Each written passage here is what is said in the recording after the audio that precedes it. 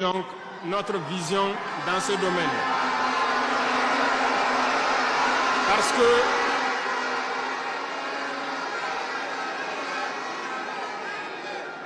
Parce que nous avons un sérieux problème dans ce volet. Nous avons entamé des réformes. Nous avons vu des écrits, nous avons vu des comportements de certains syndicats du monde de la justice. Très bien, certains ont tenté de boycotter tout ce qu'ils peuvent, mais comme le disait Diop, avec ou sans eux, nous allons avancer.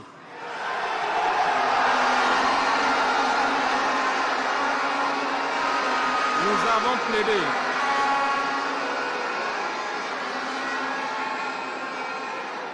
Nous avons plaidé pour une justice juste, si on peut le dire.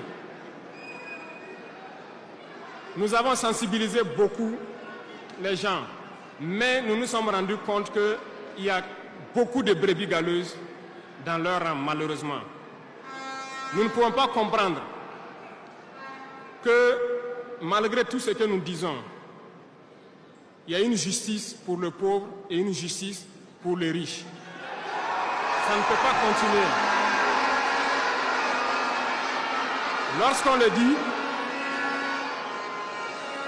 Lorsqu'on le dit, ils disent que nous ne devons pas parler de ça. Nous allons parler de ça et bien même. Parce que, remarquez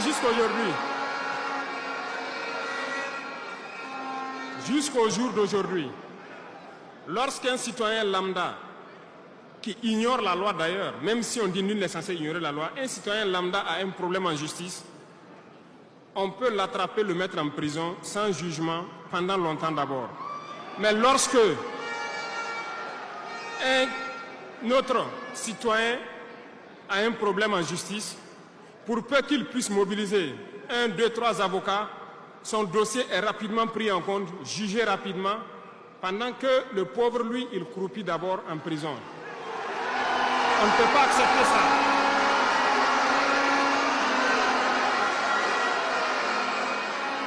Il y a des choses, il y a des situations et il y a des choses sur lesquelles nous n'avons pas voulu nous prononcer par juste devoir de réserve parce que nous sommes à un certain niveau, on ne veut pas parler en premier. Mais nous allons rompre ce tabou-là. Ça ne peut pas continuer comme ça. Il faut que les gens changent de manière d'être. Beaucoup de gens sont toujours en prison sans jugement. Nous allons lancer une campagne bientôt pour juger ces gens-là qui sont en prison pendant des mois sans être jugés. Parce que nous ne pouvons pas payer des gens et vouloir encore qu'on paye lorsqu'il y a un jugement. Ces pratiques vont cesser, ça fait partie du fonctionnement. Et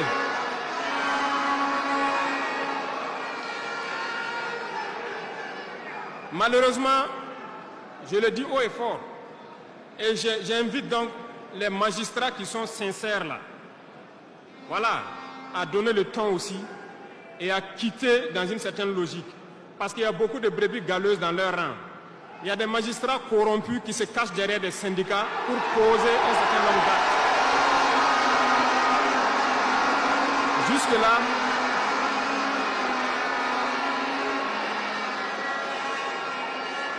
Jusque-là, nous sommes restés dans une certaine logique d'essayer de respecter certaines règles. Mais je veux qu'ils comprennent. Ce n'est pas parce qu'ils savent parler. Nous savons parler. Si quelqu'un continue dans cette logique, à chaque instant, nous serons devant le peuple pour les expliquer pourquoi nous avons violé telle décision de justice. Tant que ça ne va pas rencontrer l'assentiment du peuple. Parce que c'est le terme qui existe.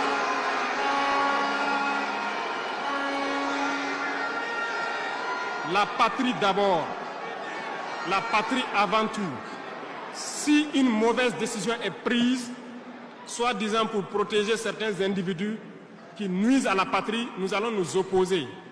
Et nous n'allons pas permettre que la décision soit exécutée. Et nous allons expliquer pourquoi nous nous opposons. Le Conseil supérieur de la magistrature a été modifié dans son architecture. Ils seront installés, si ça n'a pas déjà été fait, et ils vont commencer le travail.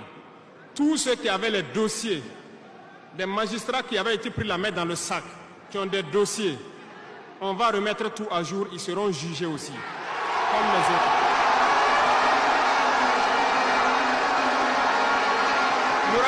Il n'y aura rien d'impuni.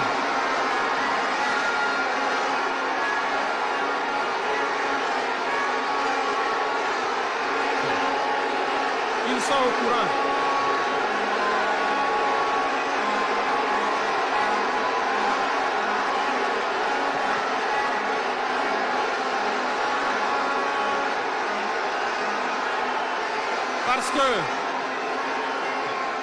Parce que l'injustice est un fléau qui détruit la société.